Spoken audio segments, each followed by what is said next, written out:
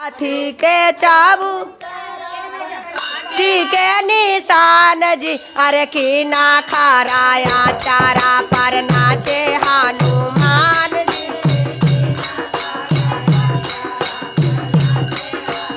हाथी के चाबू तारा पर काथी के निशान जी अरे की ना खराया चारा पर नाचे हनुमान जी की ना खराया चारा। माटी के चाबू तारा पर तुलसी के निशान जी माटी के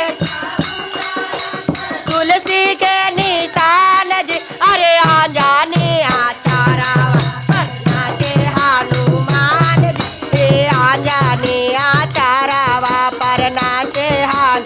रोवे लगलन काने लगल अंजनी माता राम जी रोवे लगलन हम जी अरे मोरे को खे जालम लेला बंदर हनुमान जी मोरे को खे जालम लेलन बंदर हनु। चुप करे चला लाना राम लक्ष्मण जी चुप करे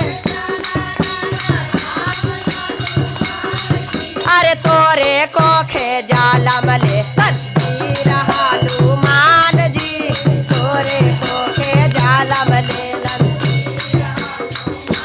जी अरे देसे देसे धाजावा गौड़े तन हनुमान जी मनले धाजावा गौड़े तन हनुमान जी अगने अगने धाजावा गौड़े तन हनुमान जी घरे घरे धाजावा गौड़े तन हनुमान।